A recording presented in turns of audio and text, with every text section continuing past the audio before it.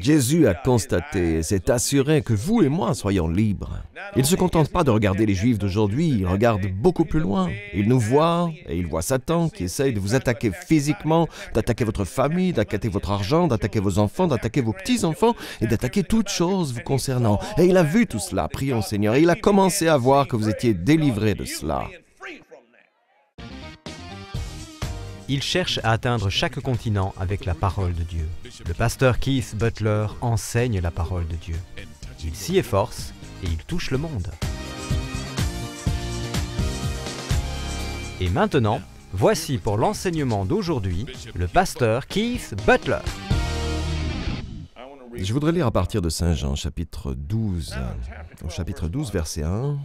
6 jours avant la Pâque, Jésus arriva à Béthanie. Béthania. C'est Béthania, en fait. Où était Lazare, qu'il avait ressuscité. Là, on lui offrit un repas. Marthe servait et Lazare était parmi ceux qui se trouvaient à table avec lui. N'était-ce pas une apparition? Il était mort depuis 4 jours.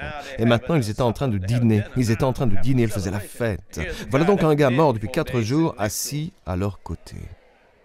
Pourquoi faire? Que fait Jésus? Il démontre ce que le Seigneur a accompli.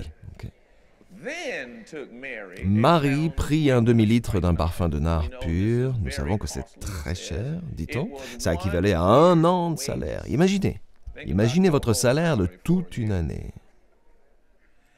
Elle en versa sur les pieds de Jésus et lui essuya les pieds avec ses cheveux. Qu'est-ce que ça lui coûtait de faire ça, hein? Elle en versa sur les pieds de Jésus et lui essuya les pieds avec ses cheveux. Cela évoque sa propre humilité. La maison fut remplie de l'odeur du parfum. Un de ses disciples, Judas l'Iscariote, fils de Simon, celui qui allait le trahir, dit « Pourquoi n'a-t-on pas vendu ce parfum pour 300 pièces d'argent pour les donner aux pauvres ?» Il disait ça non parce qu'il se souciait des pauvres, mais parce que c'était un voleur. Et comme il tenait la bourse, il prenait ce qu'on y mettait. Vous savez, certains disent que Jésus était pauvre et que son ministère était pauvre. Mais on n'est pas pauvre si quelqu'un vole et que personne ne s'en aperçoit.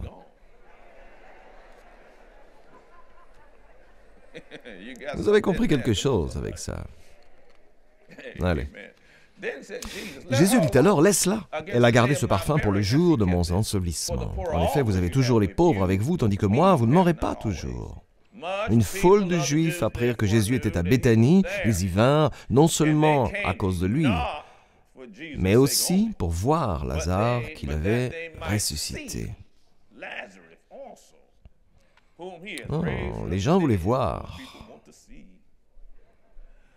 Les chefs des prêtres décidèrent de faire mourir aussi Lazare parce que beaucoup de Juifs les quittaient et croyaient en Jésus à cause de lui. Béthanie se trouve à 3 kilomètres de Jérusalem. J'y suis allé. C'est à 3 kilomètres de là, c'est donc vraiment tout près. Et tous les Juifs sont censés être au temple de Jérusalem, mais ils ont entendu ce qui se passait en Béthanie. Beaucoup ont quitté le temple et se sont rendus là-bas.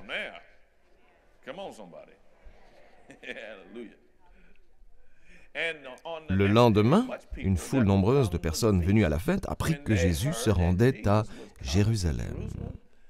Elles prirent des branches de palmier et allèrent à sa rencontre en criant « Hosanna, béni soit celui qui vient au nom du Seigneur, le roi d'Israël. »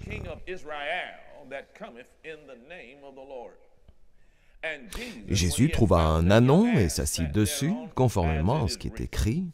« N'aie pas peur, fille de Sion, voici ton roi qui vient, assis sur le petit d'une ânesse. » Sur le moment, ses disciples ne comprirent pas ce qui se passait, mais lorsque Jésus fut dans sa gloire, ils se souvinrent que ces choses étaient écrites à son sujet et qu'on les avait faites pour lui.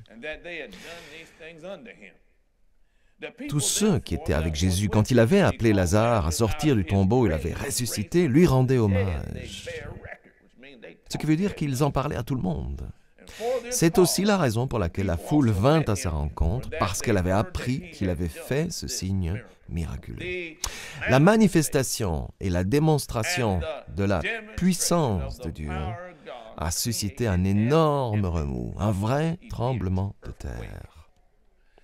Ça a mis Jérusalem dans tous ses états, ainsi que tous ceux qui étaient là-bas, et le catalyseur final s'est produit.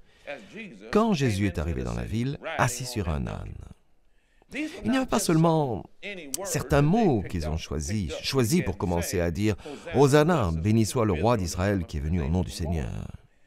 Ces gars ont compris certaines des choses qui avaient été écrites et ils ont décidé que cet individu devait être celui dont parlent les Saintes Écritures. Prenez le psaume 118 et nous verrons ce qui a été dit et d'où ils le tiennent. Ils l'ont reçu de David. David, bien sûr, était le prophète de Dieu. Il n'était pas seulement roi, il était aussi un prophète de Dieu. Vous devez comprendre que Dieu délivre un diplôme aux gens, il promeut les gens et les utilise, disons le Seigneur, tant qu'ils sont fidèles. Il les utilise pour les plus hautes fonctions, les plus nobles tâches. Bon, psaume 118. Nous jetons un œil au verset 25. Éternel, accorde donc le salut. Éternel, donne le succès. Béni soit celui qui vient au nom de l'Éternel. Nous vous bénissons de la maison de l'Éternel. Il se disait ceci, ce doit être le Messie. Ce doit être lui. Et quand il est arrivé, certaines choses se sont produites. Bon, avant que je ne parle de cela, prenez Zacharie chapitre 9. C'est là aussi qu'il est dit où c'est écrit. Et je vous ai dit que chaque fois que vous lisez dans les Saintes Écritures, c'est écrit, vous devez aller voir où cela a été écrit.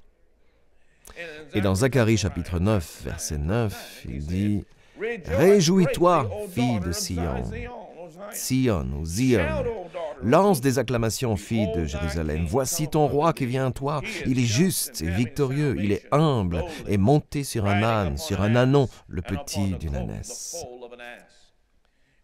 Autrement dit, ils ont coupé des branches et les ont posées sur le sol parce qu'ils ont déclaré « Ce doit être le Messie ».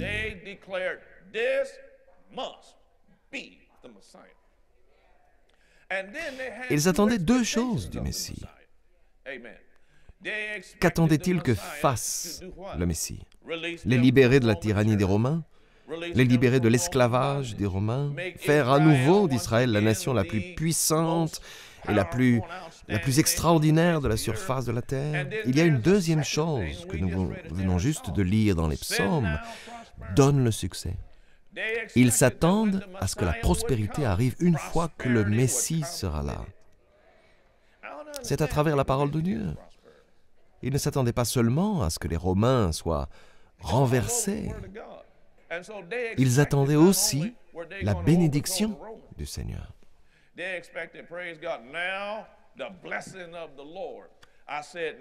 J'ai dit maintenant la bénédiction du Seigneur. Souvenez-vous de ce qui est dit. C'est la bénédiction de l'Éternel qui enrichit et il ne la fait suivre d'aucun chagrin. Ils s'attendent donc à ce que la bénédiction du Seigneur prenne place, parce que le Messie est ici. Et c'est pour ça qu'ils ont coupé ses branches et ont dit « Béni soit celui qui vient au nom du Seigneur ».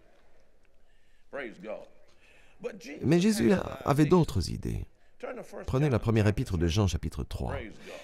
Il avait une mission supérieure à celle-là. Et dans la première épître de Jean, chapitre 3, nous lisons ici au verset 8 ce que c'était. Je vais lire la partie B de ce verset. Il y a une partie A, donc il y a une partie B. Or, c'est pour détruire, c'est pour cette raison, les œuvres du diable que le Fils de Dieu est apparu. Détacher, dissoudre, réduire à rien. Bien. En quoi consistaient les œuvres du diable? Nous avons lu la semaine dernière que quand nous avons parlé de l'autorité du croyant, que Dieu a donné à l'homme l'autorité suprême le temps que durera la terre. Dieu a transféré son autorité à l'homme. Nous avons dit que l'autorité était transférable. Redites-le avec moi, l'autorité est transférable. Il a transféré cette autorité à l'homme. Ensuite, l'homme a transféré cette autorité à Satan par désobéissance. Nous lisons ensuite comment Jésus a transféré plus tard le don de guérison par onction et l'autorité à ses disciples. D'abord les 12, puis les 70. Et ils réapparaissent dans Luc chapitre 10 et disent « Seigneur, même les démons nous sont soumis en ton nom. » Le mot « nom » est « onoma » en grec et signifie « à travers ton autorité, même les démons nous sont soumis ». Répétez avec moi, les démons sont soumis aux croyants. Tous les démons, répétez, tous les démons me sont soumis à moi, le croyant.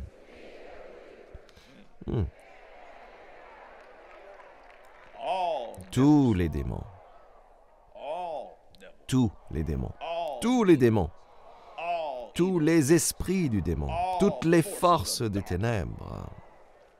Gloire à Dieu. C'est comme ça qu'il l'a démontré à ses disciples. Ils ont vu dans l'Épître aux Philippiens chapitre 2, et vous le lirez dans l'Épître aux Hébreux chapitre 1 et à d'autres endroits, que Dieu a, Philippiens chapitre 2 verset 5, dit que votre attitude soit identique à celle de Jésus-Christ. Juste un bref rappel la semaine dernière, que votre attitude soit identique à celle de Jésus-Christ signifie que c'est la manière dont vous êtes censé penser. Que votre attitude soit identique à celle de Jésus-Christ, lui qui est de condition divine, il n'a pas regardé son égalité avec Dieu comme un butin à préserver, ce qui signifie qu'il n'avait pas honte d'être le représentant de Dieu, et que si vous êtes converti, vous êtes un représentant de Dieu. Mais il s'est dépouillé lui-même en prenant une condition de serviteur. Il s'est humilié lui-même jusqu'à la mort, même la mort sur la croix. C'est aussi pourquoi Dieu l'a élevé à la plus haute place et lui a donné le nom qui est au-dessus de tout nom, onoma. Dieu lui a donné une autorité qui est au-dessus de toutes les autres, afin qu'au nom de Jésus, chacun plie le genou dans le ciel, sur la terre et sous la terre,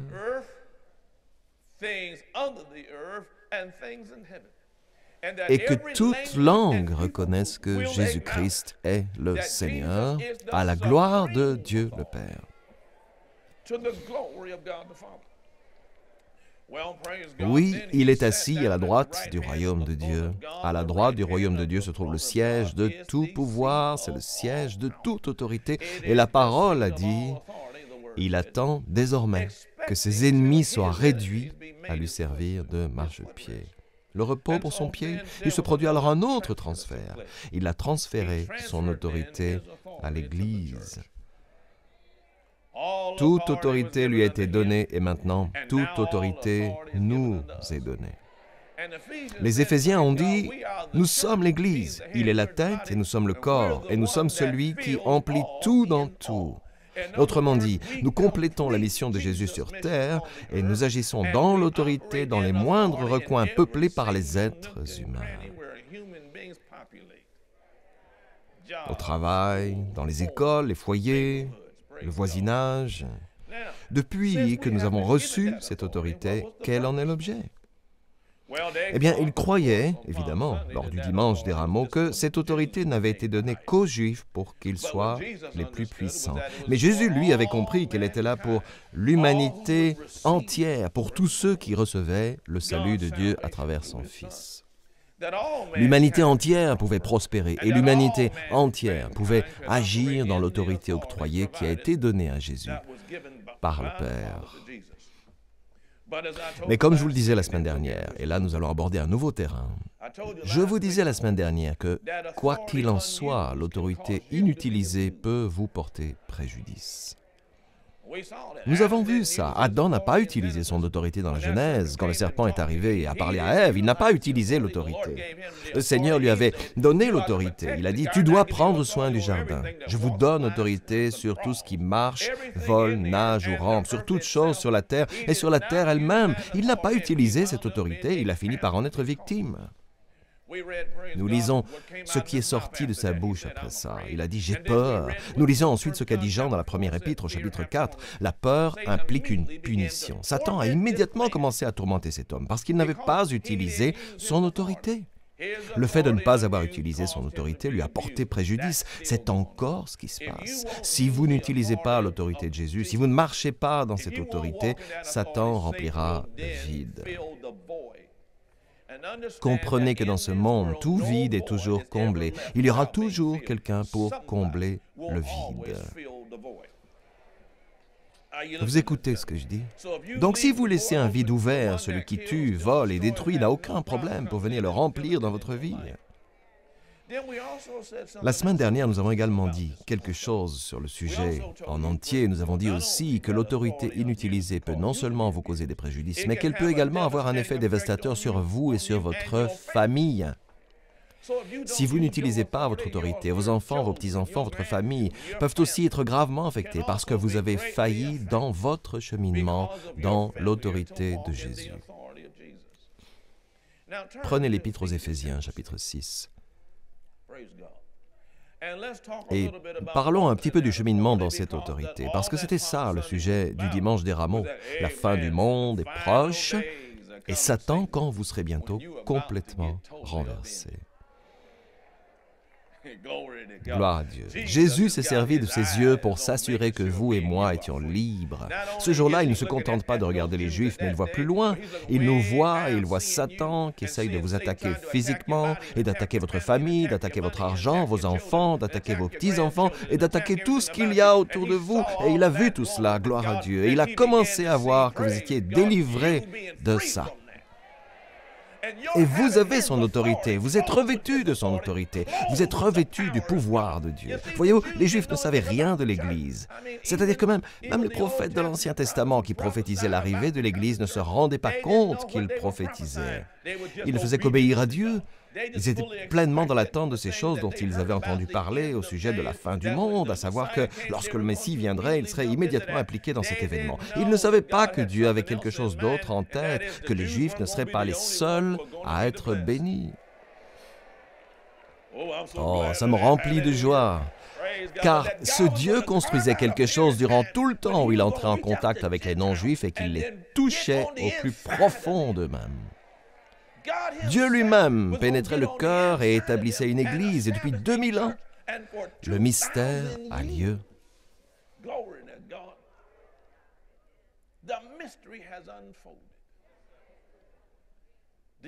La pleine autorité de l'Église. Maintenant, je vais vous le dire à nouveau. Vous avez l'autorité. Et ce n'est pas votre autorité, mais celle de Jésus. L'autorité est un pouvoir délégué. La grâce de Dieu est dans et sur vous. Et la grâce de Dieu est le pouvoir de Dieu. La grâce de Dieu est l'onction.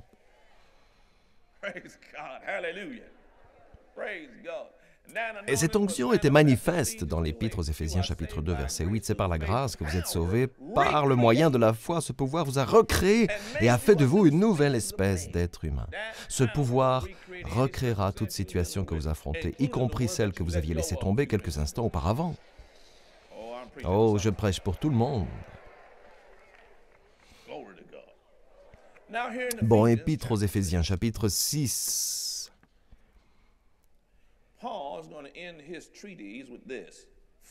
Enfin, mes frères et sœurs, je pourrais bien sûr vous dire de retourner voir tout, de lire tout ce qu'il dit et précède cela, mais je n'ai pas beaucoup de temps. Donc il a dit, enfin, mes frères et sœurs, remarquez à qui il s'adresse. Tous ceux qui ici ont un frère et une sœur le comprendront, en Christ. Enfin, mes frères et sœurs, fortifiez-vous. Le sujet implicite de fortifiez-vous et vous devez faire ça. D'accord? Le mot « fortifier » est le mot grec « s'augmenter ». Vous vous accroissez.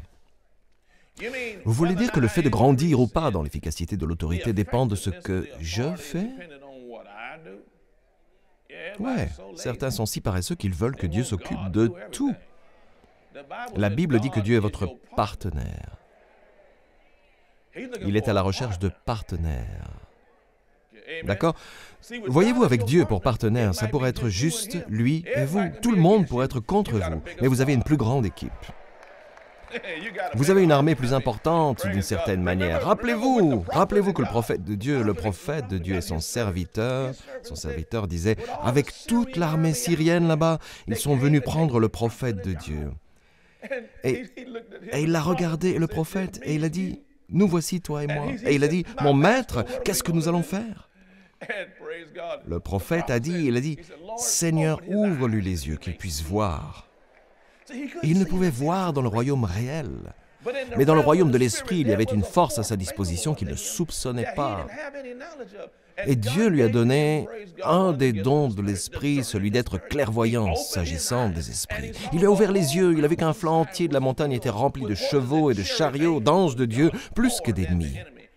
Je suis là pour vous dire qu'il existe une force invisible.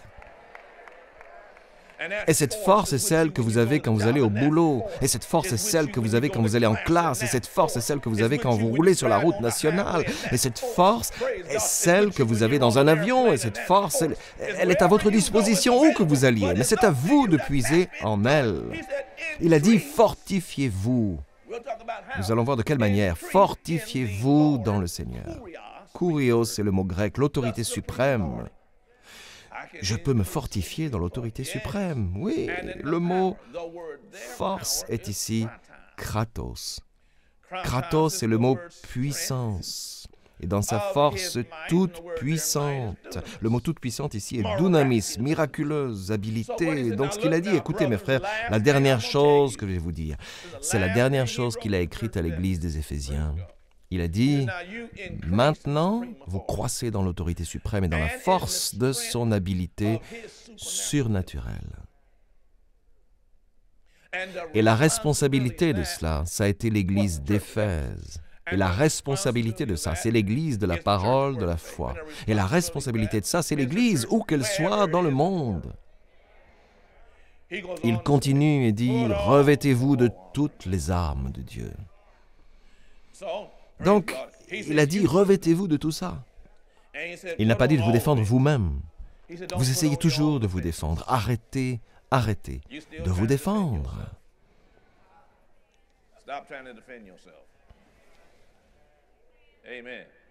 J'ai dû apprendre cette leçon. J'ai souvent observé mon père spirituel. L'ennemi avait beau l'attaquer encore et encore, il semblait vous savez que jamais il ne bondissait pour se défendre. Au contraire, il ne disait rien de rien. Il se contentait de poursuivre. Un jour qu'il se trouvait à une conférence de pasteurs, il s'est levé et il a expliqué pourquoi. Il a dit, « Parce que le Seigneur est ma défense. »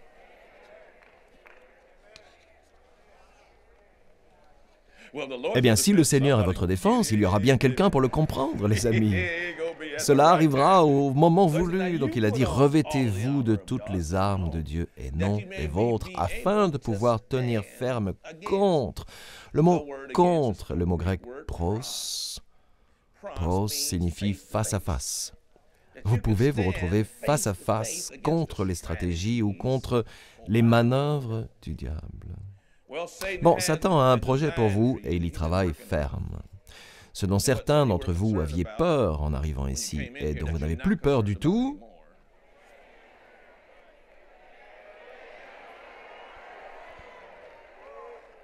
l'ennemi vous concocte un projet, une stratégie. Il s'y emploie. Il travaille cette stratégie. Il le fait depuis longtemps. Il faut que vous compreniez quelque chose concernant Satan. Satan est très patient. Il rôde autour de l'humanité depuis 6000 ans, d'accord? Si vous êtes en contact avec quelqu'un depuis 6000 ans, après un certain temps, vous décryptez son jeu.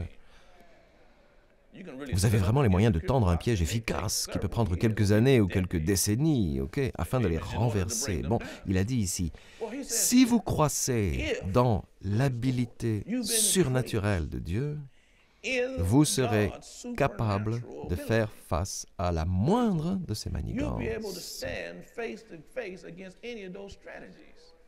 Vous ne devrez pas vous dérober, vous ne devrez pas vous protéger, vous ne devrez pas vous enfuir, vous pouvez l'affronter de face. En effet, ce n'est pas contre l'homme que nous avons à lutter, encore ce mot pros. Ce n'est pas contre l'homme que nous avons à lutter. Votre belle-mère n'est pas un problème. Les blancs et les noirs, ce n'est pas votre problème. Les riches et les pauvres, ce n'est pas votre problème. Les êtres humains, ce n'est pas votre problème, mais contre, et il parle ensuite de 4 classes de pouvoir du démon, mais contre les puissances, contre les autorités. Le mot puissance ici est exousia, autorité. Il y a des autorités qui se sont parées contre vous, et Satan se servira de ces autorités. Il se servira du pouvoir de direction. C'est ce que je vois en Europe. Je le constate par moi-même là-bas. Par exemple, en France, j'étais là-bas il y a 2 semaines. Le gouvernement prend la position de vouloir, en France, une société post-chrétienne.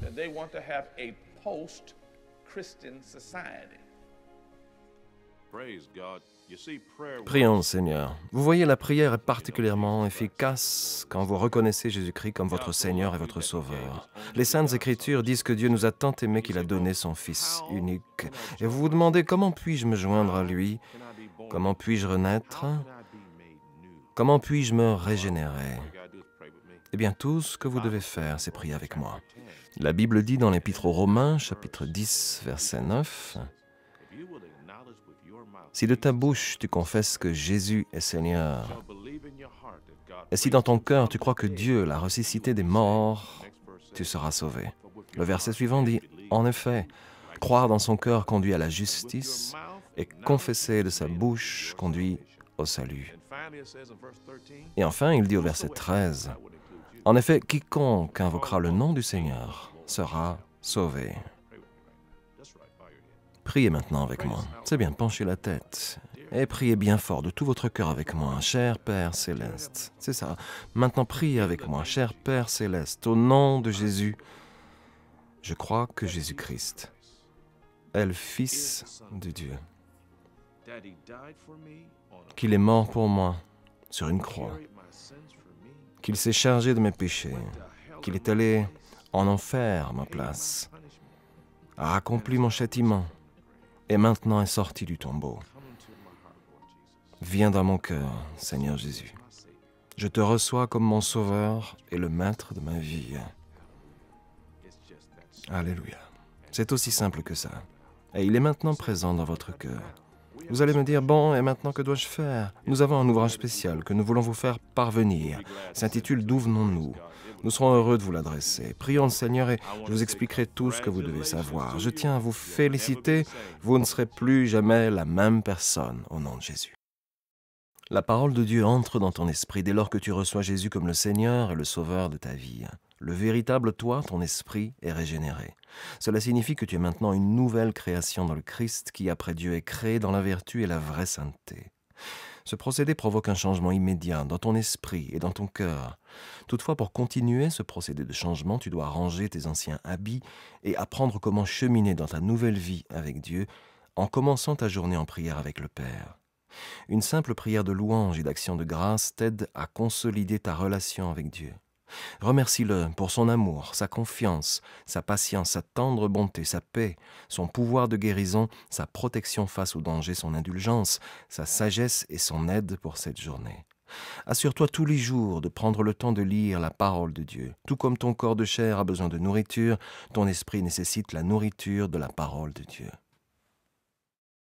Veuillez s'il vous plaît prendre note de l'adresse sur votre écran. De la sorte, nous pouvons vous envoyer ce petit livre très important. Il contient une abondance d'informations dont vous aurez besoin maintenant que vous avez décidé d'accueillir le Seigneur dans votre cœur et de continuer votre chemin avec Dieu. Finalement, il est important que vous aussi preniez le temps de trouver un lieu de culte et que vous entreteniez des relations avec d'autres croyants. Nous prions pour vous, afin que le Dieu de notre Seigneur Jésus-Christ, le Dieu de gloire, puisse vous donner l'esprit de sagesse et de révélation dans la connaissance de lui. Le programme d'aujourd'hui a-t-il été une bénédiction pour vous? Ce que vous avez entendu n'était qu'une partie de son puissant message. Vous pouvez commander la totalité du service d'aujourd'hui sur CD, DVD ou par DVD sous-titré MP3 ou MP4. Il suffit simplement de visiter notre boutique en ligne sur www.keithbutler.org ou d'envoyer un courrier à l'adresse inscrite sur votre écran ou de nous appeler. Commandez ce livre aujourd'hui pour vous-même, un membre de votre famille ou un ami et laissez la parole de Dieu commencer à agir dans votre vie dès maintenant.